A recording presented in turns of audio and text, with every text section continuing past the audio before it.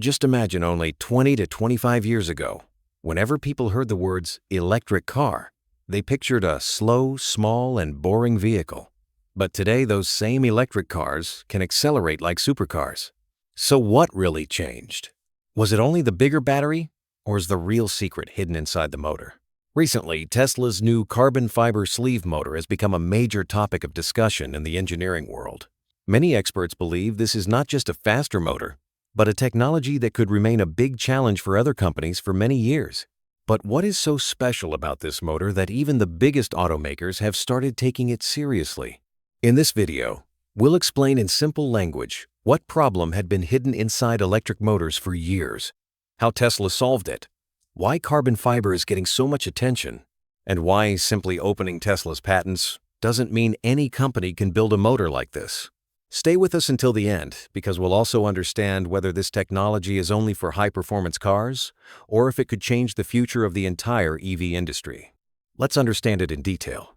And before we move ahead, make sure to subscribe.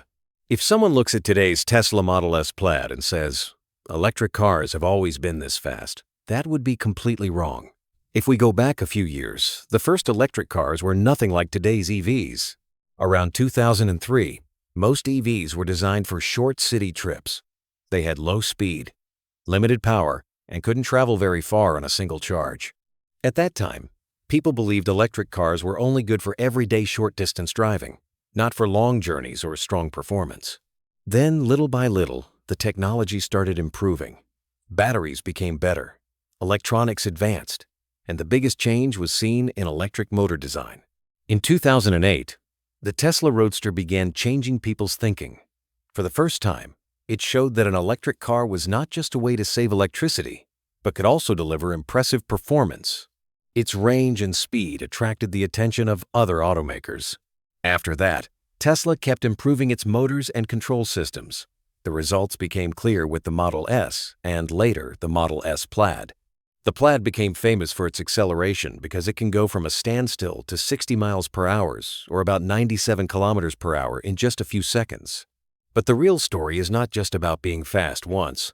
The important part is that the motor can keep delivering the same power again and again without overheating or losing its performance. Many people think an EV's power comes only from its battery, but that's not the complete picture. The battery stores energy, while the motor delivers that energy to the wheels. Even if the battery is excellent, the car can never show its full potential if the motor cannot use that energy efficiently. That's why the battery and the motor must work together perfectly. Over the past 20 years, electric motor technology has improved through many small advancements. Better magnets, more efficient control software, faster inverter processing, and designs that remain stable at high RPM have greatly improved the performance of electric cars. That's why today's EVs are faster, more reliable, and more energy efficient than before. This is also why engineers are no longer focused only on building bigger batteries. Today, they give just as much attention to motor capability, efficiency, and engineering. The biggest problem hidden inside the rotor. First, let's understand what actually happens inside an electric motor that decides its overall power and performance. Every electric motor has two main parts. The first is the stator, which stays on the outside, and the second is the rotor, which spins rapidly in the center. When the stator creates a magnetic field, it makes the rotor start spinning. This spinning force is what finally reaches the wheels and moves the vehicle forward. That's why, if the rotor does not work properly, the performance of the entire motor is affected. Most electric vehicles on the road today use copper windings and a silicon steel core inside the rotor. Copper carries electricity very efficiently, while silicon steel helps manage the magnetic field more effectively. This design has been used for decades because it is reliable and also easy to manufacture on a large scale. But the real challenge begins when the motor starts spinning at very high speed. As the RPM, or revolutions per minute, increases, the centrifugal force acting on the rotor also rises quickly. In simple words, the faster the rotor spins, the stronger the force trying to pull it outward. That is why every part of the rotor experiences very high mechanical stress at high RPM. If this stress keeps increasing over time, very small change begin to appear inside the rotor. Many times these changes are not even visible to the naked eye, but their effect can clearly be seen in the motor's performance. Even a small imbalance in the rotor can increase vibration, create more noise, and make the motor run hotter than before. This extra heat also leads to more energy loss. That is why engineers do not focus only on making a more powerful motor. They also make sure the motor remains stable for a long time. If the motor keeps overheating or produces excessive vibration, its efficiency starts to drop. In other words, part of the battery's energy gets wasted as heat and friction instead of reaching the wheels. This has been one of the biggest challenges in motor engineering for many years.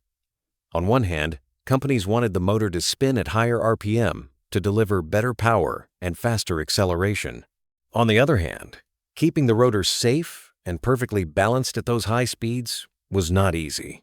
That is why increasing motor speed was never just about software or the battery.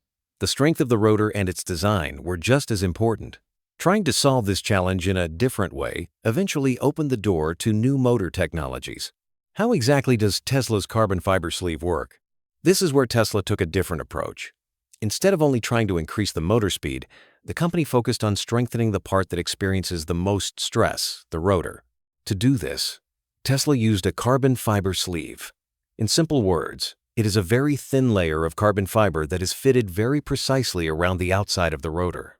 Its job is to keep the rotor in its correct shape even at very high speeds. Carbon fiber is well known for its strength. Its tensile strength, or the ability to resist pulling forces, can reach around 2,400 megapascals, which is much higher than many common engineering metals. That is why it is also used in aircraft, racing cars, and other high-performance machines. Tesla tried to take advantage of the same property in its motor. The interesting part is that this sleeve is only about 2.5 millimeters thick. It may look very thin, but its role is extremely important. When the rotor spins at very high speed, the sleeve holds it tightly from all sides. This reduces the effect of the outward forces acting on the rotor and helps it keep its shape stable. Here's a simple example. If something is tightly wrapped from the outside, it becomes less likely to expand or move. The same thing happens inside the motor. Engineers call this preload. In other words, the carbon fiber sleeve applies controlled pressure to the rotor from the beginning. This pre-applied pressure helps keep the rotor balanced at high speed. According to Tesla, this design allows the motor to operate safely at around 22,000 revolutions per minute. At such high speed, the biggest challenge is not just spinning fast, but staying stable all the time. If the rotor remains balanced, the motor can deliver power more effectively, produce less vibration, and generate comparatively less heat. The carbon fiber sleeve is not considered just a new material. It is an important part of the entire motor design.